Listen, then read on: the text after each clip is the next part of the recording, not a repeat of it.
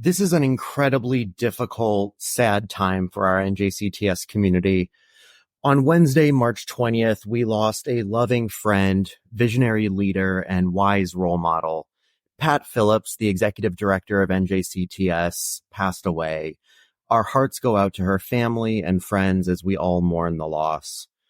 What makes this moment even more difficult is that Pat's passing came almost exactly 3 years after we lost our former executive director, Faith Rice. Pat was unceasingly optimistic and forward-looking. Truly, she was a visionary with ambitious goals for NJCTS and the TS community. To her core, she was always approachable, kind, warm, and loving. She was everyone's cheerleader, and she had a special place in her heart for our youth advocates and all our volunteers.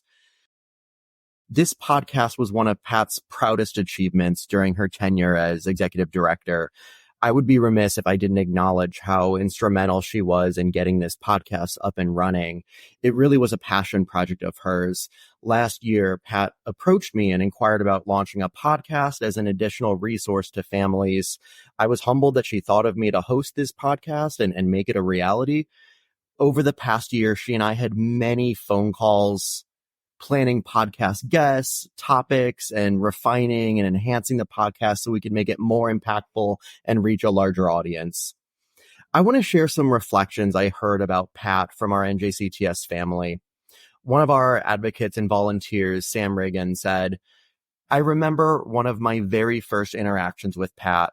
It wasn't too long after she joined NJCTS. We hadn't met yet, but she had heard about a youth advocate presentation I did. She reached out to me, introduced herself, and told me how thankful she was for the work I was doing for NJCTS. This was before she had even met me, and she was already thankful for me. That is Pat. So incredibly grateful for everyone around her, refusing to take anything for granted, but always showing gratitude.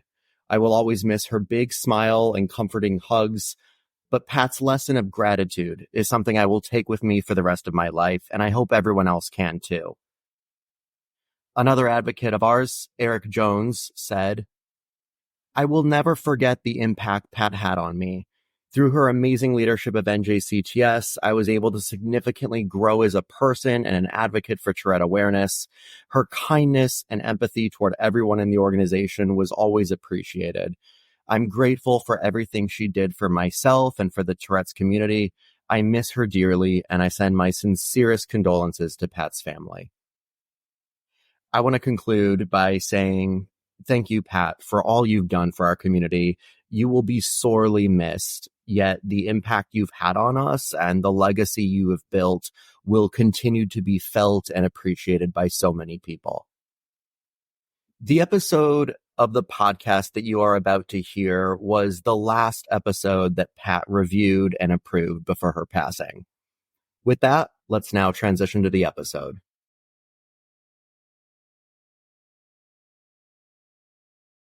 So what I've learned is that you don't have to own your neurodiversity at all. What you have to do is own your needs. That's something that's absolutely it's a necessity. Because once you own your needs, you're able to put yourself in an environment in which you can succeed, right? You don't have to say, oh, I have autism, so I need X, Y, and Z. Or, oh, I have ADD, so I need X, Y, and Z. Just say, I need X, Y, and Z. Do that completely unapologetically, right? Because neurodiversity is a part of you. It's a part of you that's not going to leave. And it's something that's going to stay with you. You need to be able to make decisions in the present that will set your future neurodivergent self up for success. And you do that by unapologetically advocating for your own needs. Welcome to The Uptick, brought to you by the New Jersey Center for Tourette Syndrome and Associated Disorders, empowering children and adults through education, advocacy, and research by sharing the stories and experiences relevant to the TS community. Welcome back to The Uptick. I'm here with Slayton Cooper. Slayton is a senior at Tahoma High School in Washington State. He's a youth ambassador with the Tourette Association of America and an advocate for TS and co-occurring conditions, as well as for neurodiversity. Slayton, it's a privilege to speak with you here. Pleasure to be here. Thank you, Michael. Absolutely. So I want to start by diving right into the topic. We're going to be discussing neurodiversity here, and I know you're a big speaker and advocate in this space. Could you tell our audience what neurodiversity means to you? Yes. So I think by the textbook, neurodiversity refers to differences in the brain. For me, this may look like Tourette Syndrome. It may look like OCD. It may look like many things. And I think at its core, though, it's something that's really beautiful, and I like to share that beauty. What do you think about it makes it beautiful? It's because it takes a lot of effort to see and a lot of effort to appreciate. As humans, I could get into the neuroscience of it, but we make predictions. That's what our brain does. It's how it works. And when we see somebody, we do a very good job at making predictions, but sometimes this can be our very downfall. I think we make first judgments. We need to abandon those more often. It takes a lot of work and a lot of persistence to appreciate the differences in how people think and how they interact. I mean, what you may perceive as weird or unusual one day may a week later change into something that's absolutely beautiful, change into something that you appreciate. And that's what's happened with me. I think it's not a tangible thing. That's the thing. Like, the differences aren't something you can actually see or hear or observe. It's something that comes off in behaviors and interactions. And those interactions are truly beautiful. I think an idea you're hitting at is the kind of behavioral economics, thinking fast and slow idea. Like our brains have two modes of operating. You know, there's the fast version. We make heuristics, assumptions, stereotypes. You know, in the moment, it's low energy, it's quick, but it's also prone to bias and discrimination and all of that. You know, it's not precise. Mm-hmm. And then there's the second stage that's more deliberate, thoughtful. We can actually say, okay, let me look at all the data. Let me look at all the info. Let me actually make a step-by-step calculated decision about what I want to do here, or what I want to think of this person. And it's interesting in the concept of neurodiversity, because I think a lot of our neuro differences lend themselves to quirks and eccentricities and just differences in how we present ourselves, how we behave, how we talk. That comes as a detriment to them, because of judgments and people not understanding that. Would you agree that that's something that people with Tourette and these other conditions might fall victim to? Definitely. I mean, it comes back to what I said, right? We make judgments. It's like what you said. There are kind of two modes of thinking. It's one's acting quickly. The other is more interpretive, it uses more appraisal, stuff like that, more thought. And neuroatypical people, or nonlinear thinking people, as we can also call them, often find themselves judged by others simply because they may be super eccentric in ways that we're not, quote unquote, normal, right? And so, yeah, there's definitely truth in what you said. Definitely. Now, I understand that you have an internship at a company where you speak to organizations and universities and spread awareness around neurodiversity, and also how employers can be more neuro-inclusive. Yeah. What has that experience been like?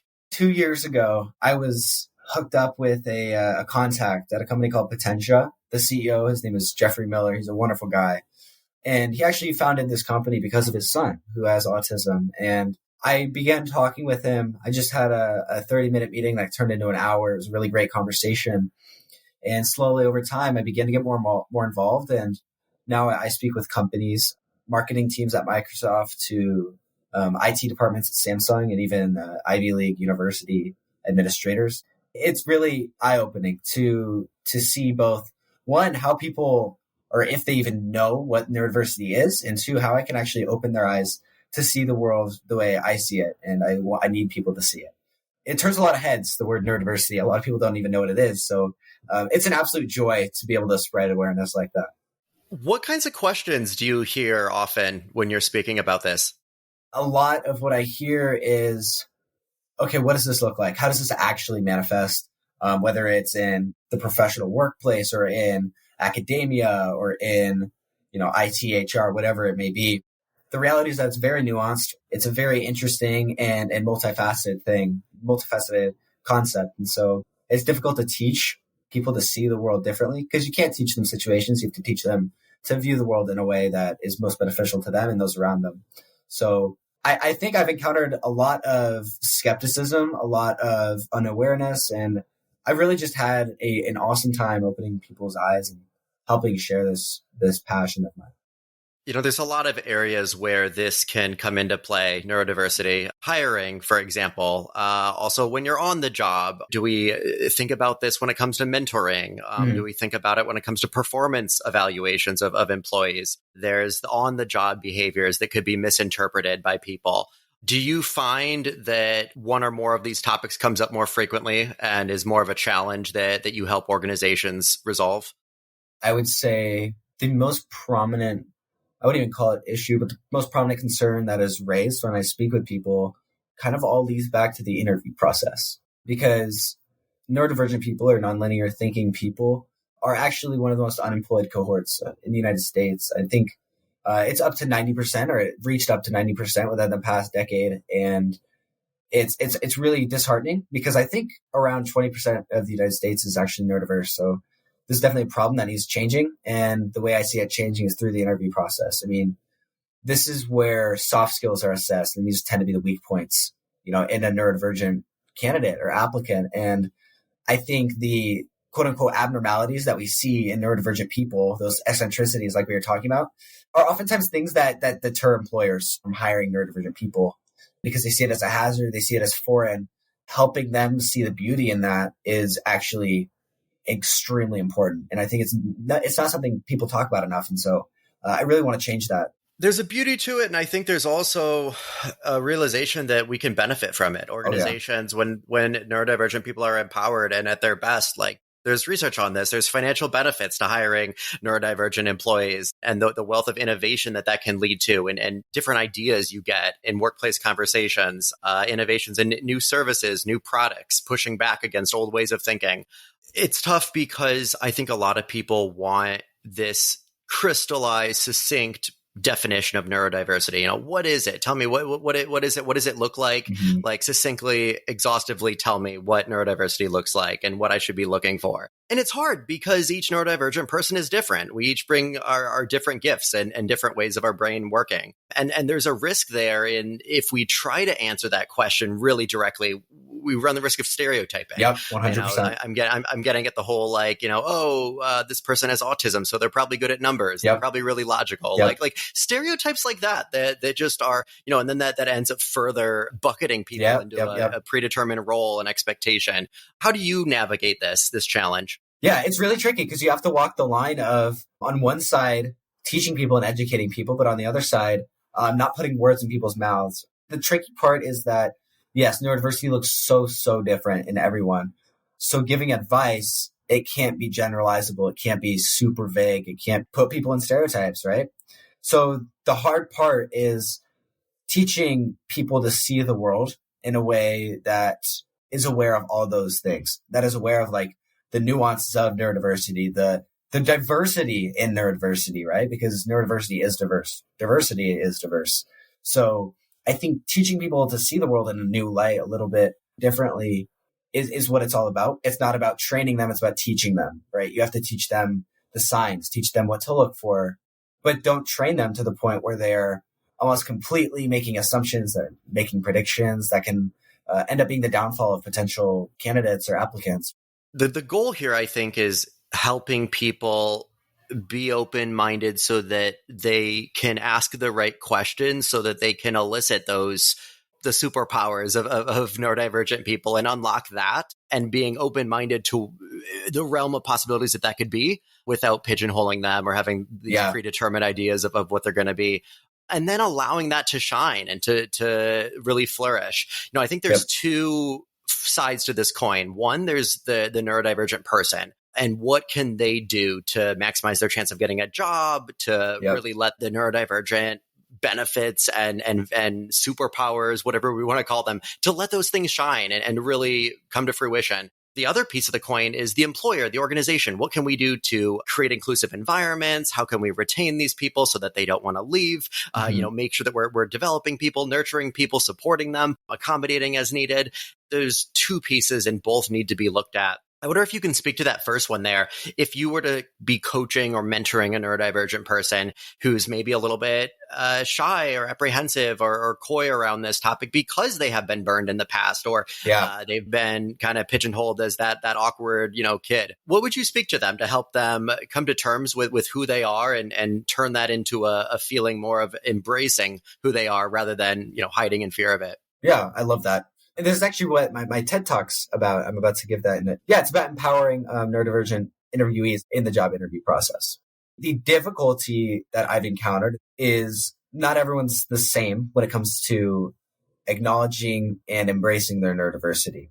So this means I can't tell everyone, just embrace your neurodiversity. Say that say that you have autism, say that you have ADD, say blah, blah, blah, and X, Y, and Z.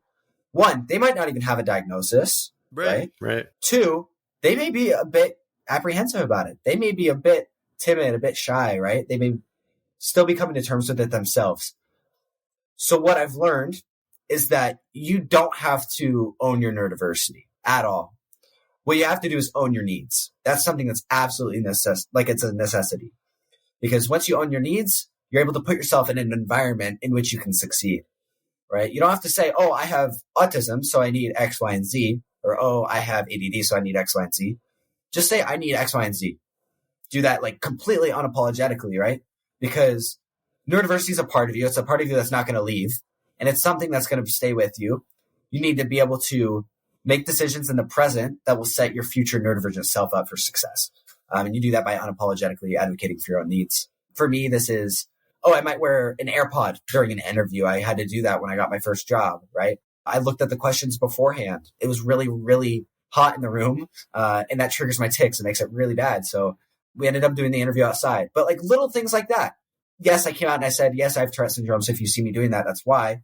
But that's taken me a long time to get to, right? That's a point of self-acceptance that honestly takes a lot of work, a lot of perseverance, a lot of changes in the way you think.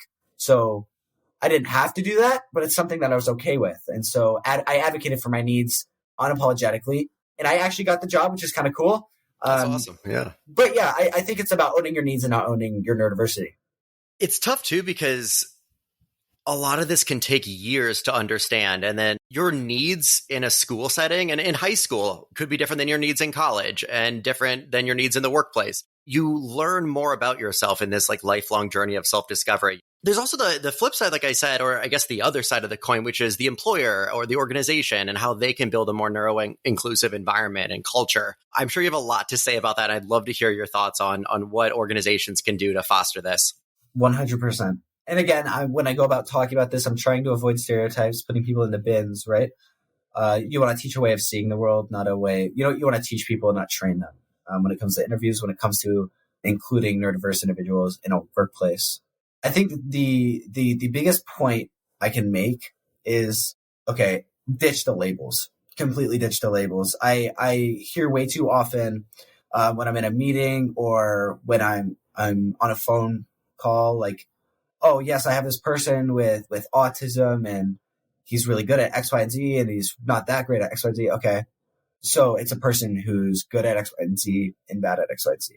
When you look at somebody through the label lens, you immediately allow those preconceived judgments, those preconceived notions to creep in and influence your judgment. What you have to do is completely ditch the labels and look at someone for, yes, their strengths and also their weaknesses. Neurodiverse people have weaknesses. We all do, right? We're human. So what you have to do is completely ditch the labels. I think that's one of the most impactful things that can happen.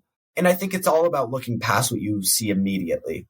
When I see someone who, and I've had this experience, I work with, I built a community of neurodiverse individuals. And when I speak with these people who are trying to find jobs, it's okay, I meet with this person. Yeah, I'm guilty of it. I fall into the tendency of making judgments right away off the bat. That's how my brain works. But it's really tricky sometimes to abandon those. And I think the best way you can actually build a neuro-inclusive workplace is to abandon those first judgments, because that'll change the way you think in the future. It'll eventually get to the point where you're like, okay, this person's really cool at this, not so great at this, but we can find a workaround. We can help them succeed in the areas that they can. But really ditching the labels, I think, is the best way to, one, avoid stigma at that point. I mean, stigma's hopefully with the work that, people like you and I are doing, hopefully stigma will fizzle out. to be almost trivial. At that point, yeah, we can own it. But for the time being, I think neurodiversities are somewhat stigmatized. I mean, that's a fact that we have to accept. It's a fact that we're working to change. But when you allow that stigma to creep in through the use of labels, I think you can get really convoluted judgment. And you can get much clearer judgment when you look at somebody for who they are as a person and not what labels they hold or what titles they hold or anything like that. It is interesting that I had not thought about that, the way that these labels do enforce this like bucketed view of people. You know, it's a category, it's a label. Yep. It by definition puts them into a box. I know you're a student and you are right now in the midst of AP exams and SAT, ACT, all of that, you know. Mm-hmm. Talk to me what it's like to be neurodivergent and have to take a standardized test. Oh boy. I'm sure all of our listeners know the answer, but I'm sure you'll have something to say on it. Yes. Okay, I want to preface this with the fact that I took the SAT 5 times. 5 whole times. Okay, so the first time I walk into the test center and I'm like, I got my ticket, got my water, I got gum. I'm so ready to go. I was on like a decent Tourette's medication. I was like, okay, my tics won't be that bad. And before this, I had applied for accommodations on my exam. So I was like, okay, I'm going to have 150% time. And I get there and 1, I'm in a room with everyone else. This is a room with like 80 people. And 2, it's a normal time. So I didn't have my accommodations. What was really tricky is that I'm having to like suppress my tics the whole time I'm taking this test. And because I don't want to disrupt other people, right? But I ended up leaving like half the questions blank. I ended up really bombing it and made me want to walk away from the SAT, from any of it. And to begin with, I really hated it. I thought it's a pretty one-dimensional way to judge someone just by their 4-digit score on a standardized test. But yeah, I ended up getting accommodations eventually, and it all became about practice. I would practice advocating, 1, for my needs, and 2, playing my strengths. So I knew I worked really well when it was quiet and when I was chewing gum. Chewing gum really just helps my tics, helps me focus, especially just mint gum. So I brought a whole pack of extra mint gum and water, and that was it. And it was in a quiet room. I was by myself. And yeah, my last attempt, I got a satisfactory score. And I was like, okay, I finally did it. It took a lot of work to get there, though. And when I tell people, yeah, I took the SAT 5 times, they're like, oh my gosh, like that's crazy. But it's really because it's not a conducive environment to neurodiversity at all. I mean, it's so like the air is stiff, it's rigid. You feel almost claustrophobic. You're like suffocating in the silence, and then the kind of unspoken anxiety in the room, and it's really tricky. Initially, yeah, I hated the SAT, I hated the ACT. I wasn't going to take anything, and I realized I kind of reached this crossroads, and this is something I like talking about: is the intersection between striving for your goals and fighting a battle like Tourette's or dealing with neurodiversity. The problem I've faced, and I'm kind of going to take this into high school and with all this stuff, is, okay, I'm a person I consider myself someone who's very ambitious, and I really try hard in school. The difficulty, though, is when you have to accept your weaknesses, right? Last night, even, I was working on AP biology homework. I was like, holy cow, my tics are bad. Oh no, but I got to get this I got to get this grade. I got to get this homework finished, yada, yada, yada. I do have accommodations in school. I have a 504 plan. I haven't once used any of the accommodations because of this sort of dilemma that I have. It's, okay, to what extent do I accept my strengths or my weaknesses rather? And how will that play into me reaching my goals? Because on one hand, I want to reach my goals. On the other hand, I do need to prioritize my mental health and advocate for my for my Tourette's. So when I get to that crossroads, when it's, okay, I have a test tomorrow, my tics are really freaking bad, what do? I wouldn't even say I'm well versed in this area, though, because I kind of lie to myself, and I push through even to when it's to my own detriment, and I prioritize my long-term goals over my mental health. This is something I don't talk about that much, but it's something really challenging because it's about accepting what is honestly your weakness sometimes, because Tourette's, yes, it's awesome. I love it. It's part of me, but I would be remiss if I didn't say it's difficult sometimes. It's very difficult. Oh, absolutely. It's got its challenges for sure. Oh my gosh. Yeah. And so it's really tricky, walking that line and trying to strive for your goals while also having to confront and having to address your deficiencies, even if that, comes or originates from something else. Because if that's something that will stop you from reaching your goals. And it's really difficult to look at, I don't know if that makes sense, but yeah. Yeah, I hear what you're saying. I mean, it's something I heard once was I asked a question to someone once around removing medical labels and like, should we just see a lot of this stuff as a difference in the human brain and not have a clinical model by which we look at it? And the answer, I mean, the camp I fall into is the diagnoses still matter. Getting accommodations and getting medication, getting therapy, getting whatever we need. Take from the medical arena what you need to support you in your goals, but then also see this as a natural part of your brain and who you are. There are two sides to this coin. We could call it Tourette Syndrome in this instance, because I know you and I can both relate to that. On one hand, you're advocating for inclusivity. You're advocating and promoting, being self-accepting and all these things. But that very thing is something that can bring a lot of hardship. And those hardships are something that you're actively trying to ameliorate, right? So it sometimes feel like you have to suppress it in some instances and embrace it in others. But you're also simultaneously trying to rid yourself of the adverse effects that it has on you. So it's kind of a tricky line to walk. The adverse effects also define the experience too. I mean, like I am made stronger because of like the tics that I have had. That like those challenges have emboldened me in ways. And no doubt, yeah. I mean, and there's the whole the resilience and all of that. But more than that, I find I learn more about myself, and it's I want to embrace all the positives and strengths and superpowers. Obviously, we love that stuff. There's also that real challenge. It is kind of a balance there. And I don't think there is a one size fits all answer to that. I think it's a journey each person is on. We each have a different relationship with the positives and negatives, the pros and cons of the condition. For sure. I want to talk a little bit about any tools that you have found. There's a lot of apps out there for neurodivergent folks. There's software, there's reading assistants. Would love to hear about, anything you use to stay organized or to address some of these challenges when they come up. Okay, so there's kind of like a tier system, how I approach these things. First, I try to see what behaviors I can change. What behaviors will put me in the most beneficial scenario that is both conducive to me and my Tourette syndrome. So this looks like making your bed in the morning, because if I don't, it'll stress me out all day. Or if I'm like, holy cow, my OCD has been so like intense this week or this month, or I can feel it's getting a lot worse. I'll be like, okay, let me leave my bed unmade, ride that wave out a little bit. Because the more you feed these things, the more power they have over you oftentimes. That's kind of how these things work. 2, I try to make changes to my diet. Again, this is dependent on the individual. This is just what works for me, but I try to avoid food dyes. I try to avoid sugars. I try to avoid anything that's very potent in energy. No Red Bulls for me. Unless I'm cramming for AP exams. Yeah, exactly. That is right. So, caffeine is something I try to avoid. Definitely not successful. I mean, I'm a senior in high school right now. College coffee, exactly. Yeah. Keeping me up late. So stuff like that. I mean, being aware of what helps me, what doesn't, trying to avoid falling victim to what doesn't help me.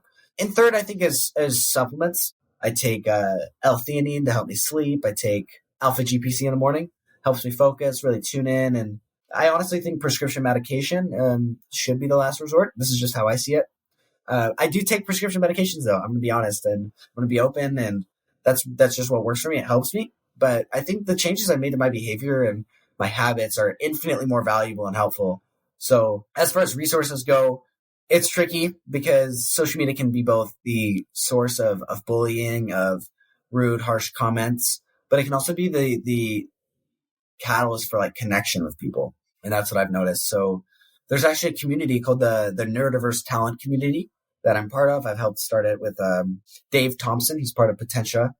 And we essentially have this whole community of neurodiverse people and so many things and ways to connect with people. I mean, I think there's a neurodiversity subreddit even. But I think finding a community, finding a family that you can feel connected with, and finding a group of people that can share and resonate with your experiences is so incredibly valuable. And it reminds you that you're not alone in this journey. There are so many other people going through what you're going through. And that's so comforting just to know that. And it helped me a lot. I mean, because there aren't too many people who can resonate with Tourette syndrome. I mean, I'm the only person at my school who has it that I know of, right? But I think finding people even through, the Youth Ambassadors Network, through the TAA, so valuable. I mean, that was like the happiest I've ever been. I was meeting people who were taken all over the place. I was like, holy cow, this is normal. It This is so other people go through this. It's so It's liberating. awesome. Like actually when we talk about like the world I want to create, like tick freely, it's that. It is like at a Tourette conference or at a 5K walk, like that atmosphere is exactly the world I want to live in, like 24/7. Yep. And I think everything you and I are doing is aimed towards that, towards building that environment. So, okay, this is something that I'd say it's the largest battle I face, and it's not with the tics and the severities of Tourette's and all the OCD, ADD, whatever it is. It's okay. Who am I? Right. And there's this I have Tourette Syndrome, and I talk at schools. I'm going to speak on a TEDx stage in 2 weeks. And I talk about all these things, neurodiversity, and I have a podcast where I talk about the brain, and I give speeches in schools about Tourette Syndrome. And I don't practice what I preach, though. And that's the tricky part. I mean, you know what I'm saying? Me. Yeah. It's, I'm like, oh, Tourette's is this. Like, I remember I got asked one time by, I was in an elementary school, and I got asked by a student. She raises her hand, and this is like 5th grade. And she goes, is it hard to live with Tourette's? Like, has it been hard? And I said, no. I said no. Mm-hmm. And I knew, like, my mom, she goes, I called the teacher, and she told me that you said this wasn't that difficult. Why'd you say that? And my mom's constantly reminding me, and it's something I don't thank her enough for, that I need to be myself. I need to be more authentic. It's something that, and I encountered this when I was writing my Common App essay, right? You try to put on this mask that you think everybody else wants to see.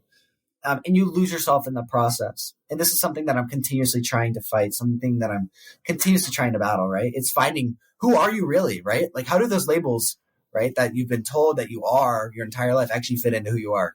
It's super tricky. It absolutely is. And Slayton and we're batching content right now for episodes that we haven't posted yet. When we do post these, I want you to watch my episode 1 in season 1, because I talk about my story and my background. And this is a point I get into, is how my relationship to my TS has evolved over the years, from the years where I shied away from it, which only in hindsight did I realize that I just didn't understand it well enough. And that honestly, and I can't speak for everybody, like, we're all different, but like for me personally, I got into my late 20s, and it was like, oh, I actually like do kind of accept my full self a little more. Yeah. That authenticity just kind of came. And I think it was only because I had so many experiences that allowed me to see the good, the bad, and the ugly of it. Yeah.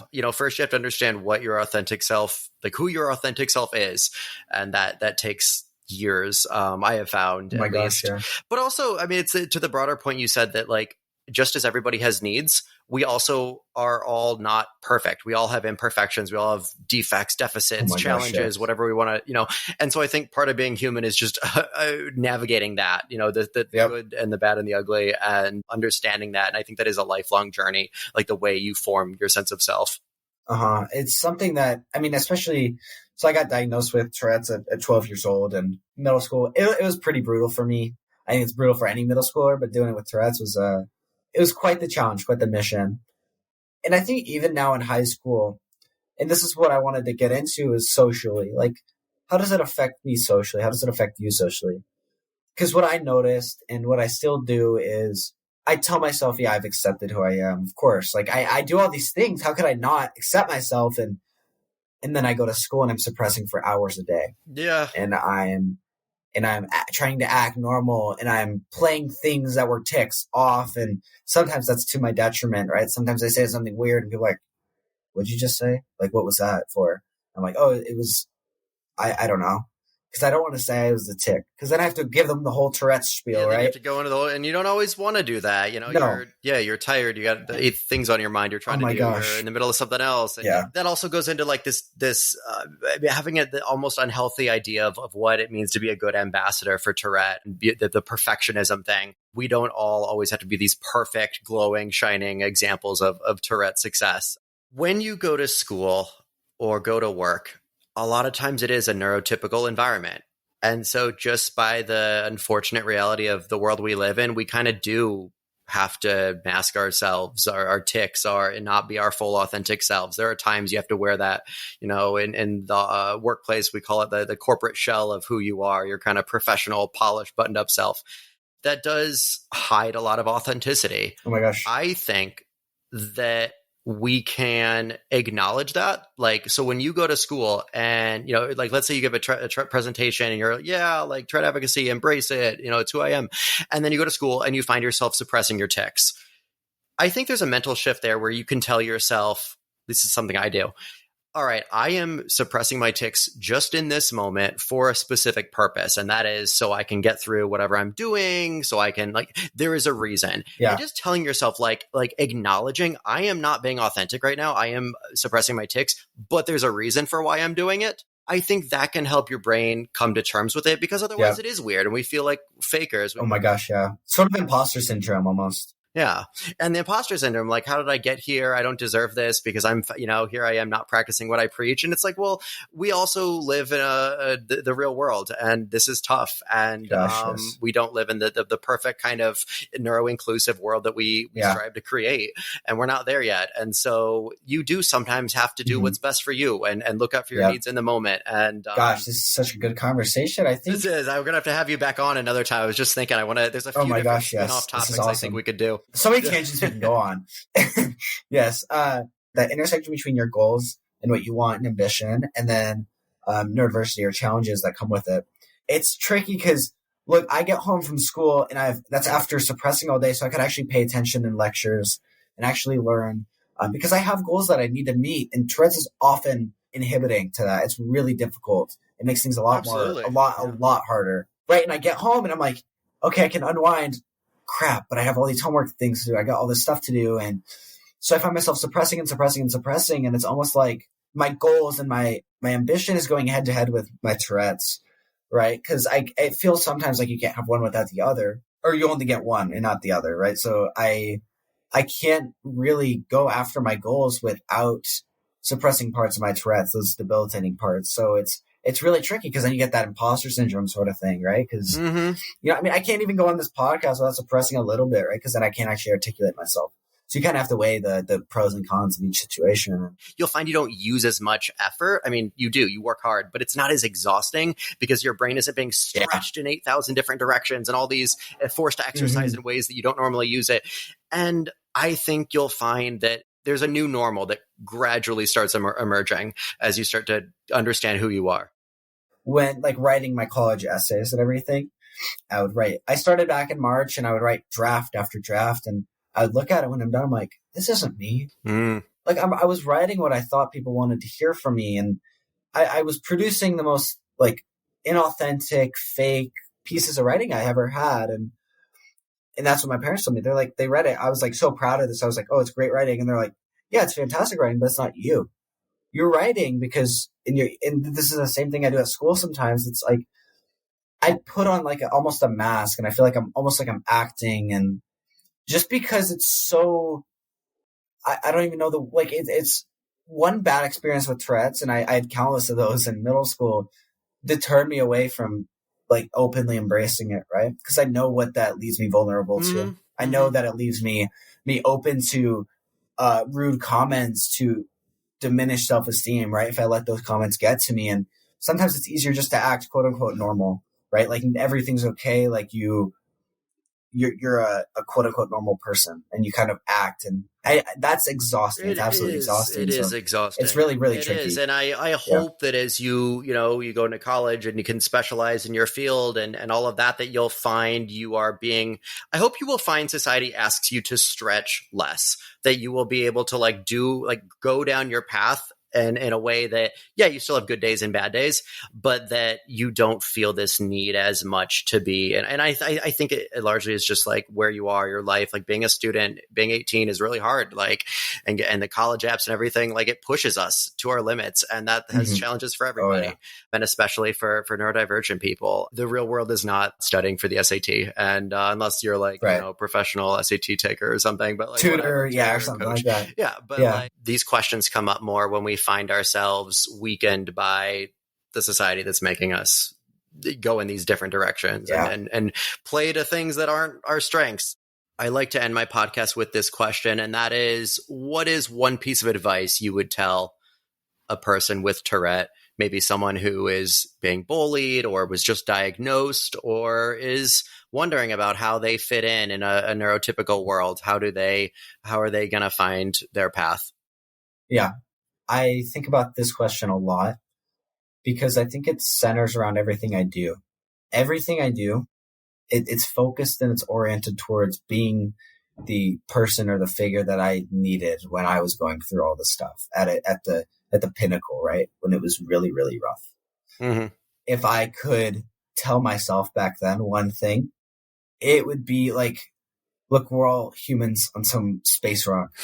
And I don't say that to trivialize the experiences that come with being human. I say that because not everything is as big as we interpret it to be. There are so many chances and so many opportunities to experience things you will never, ever have the opportunity to experience in your life. And I think letting quote unquote flaws deter you from those things it's not worth it at all, because I let that happen to me. I let my social life become compromised by my strives for perfection and ambition. And that's something I'm actively trying to change. But I would say, be proud of the fact that you think differently. Be proud of the fact that you are inherently unique. And I'm Christian. So I'd say, look, God made you this way for a reason. This is something I've had to come to terms with, right? God made you this way for a reason. And he loves you. So I honestly think learn to love yourself. It's challenging. Gosh, is it tough sometimes? It's really, really difficult sometimes, but love yourself. And I think once you reach that point, I think you'll really learn to look back and appreciate how far you've come and just recognizing that the challenges you go through are all just to make you stronger and to make you the person that you can be for someone else, right? I think everything I've gone through is to make me the person that I need to be for those people around me who are going through those same challenges. So, yeah, I think that's what I would say.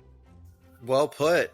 Slayton, thank you so much. It's been great having you on the podcast. Thank you so much, Michael. It's been awesome. Thank you for listening to The Uptick, brought to you by the New Jersey Center for Tourette Syndrome and Associated Disorders, empowering you to stretch the boundaries to live your best life.